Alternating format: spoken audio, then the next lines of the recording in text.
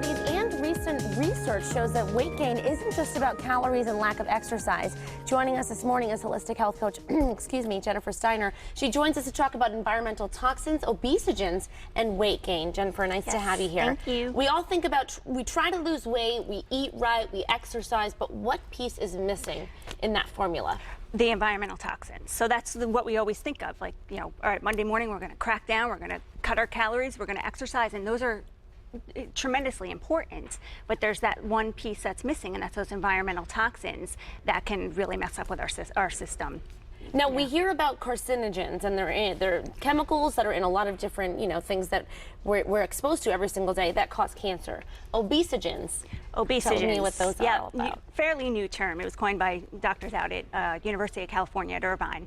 And what they do is that they interfere with our body's regulatory system, which is responsible for metabolism, which leads to weight gain. It interferes with just a whole bunch of different things, our hormones in our body, our thyroid, which is responsible for our metabolism. It can even predispose children to weight gain from birth.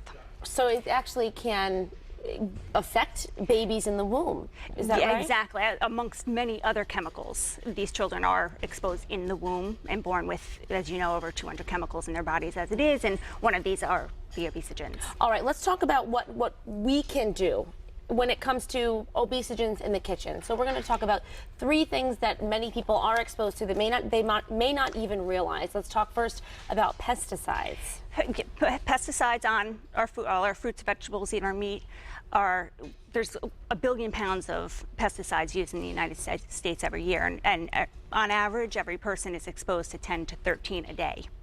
And out of the top 10 pesticides used, 9 of those are obesogens. So what we can do is start eating organic, start staying away from those pesticides, go to your local farms, talk to the farmers, know how they take care of the food, how they grow it, learn that, and really start to stay away. And there's been studies done with children just in 5 days of not eating conventionally grown food that the levels have dropped of those pesticides. So a lot of people hear about eat organic, the Clean 15, the Dirty Dozen. This is why. This is very important. Why? Yes. Because a lot of people, like you say, I'm eating right, I'm exercising. Why can't I drop those few extra pounds? It could be just eating organic fruits and vegetables and limiting the amount of pesticides limiting that you those pesticides, those obesogens. Yeah, it's not always just what we eat. There's other, and a perfect example of this is medication. We all see the commercials on TV where a side effect is weight gain. Mm-hmm. That's not something we're eating, and it's not because we're not moving enough. It's because of that medication having that obesogen in it. Right, you could that chemical in it. Exercise 6 hours a day, and it's not going to make a difference. No. All right, let's talk about BPA. BPA, which we've talked about many times on this show, BPA, which actually started back in the late 1800s as a synthetic estrogen and kind of eventually made its way into our everyday products.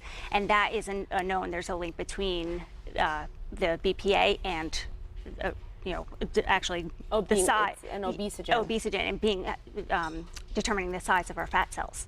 So there's an actual link exactly. to it. So we can just stop using plastic. We can go to food-grade stainless steel. We can change our water bottles to glass or the stainless steel, and don't store our food in plastics. So make those simple changes in your kitchen.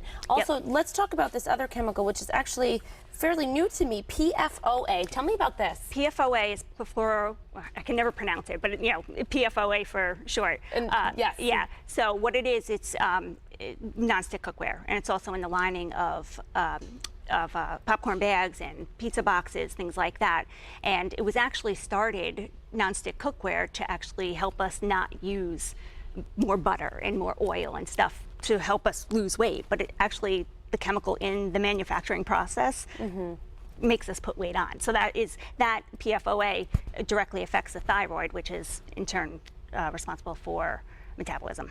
I have heard too, just to stay away from it as well, because it does chip, and then you're consuming the actual non-stick. Exactly, and you're inhaling those fumes too. When you get a new pan and you put it on the stove and you kind of smell it, that you're also inhaling those things. So better off going with stainless steel, Even cast iron could be a little heavy sometimes, but those are safer options. Safer options. Those are just 3 simple changes that we can make in our kitchen to be healthier and to make sure that we are controlling the amount of environmental toxins that we're exposed to on a daily basis. Yep, and once we do, and all those toxins that we're exposed to, just limit the exposure coming in, and the organs that we have in place to detoxify the body can do their job. Wonderful. Well, thank you, Jennifer, Thank you. letting us know all about this and bringing some information to our viewers. Great. We really appreciate it. Thank you.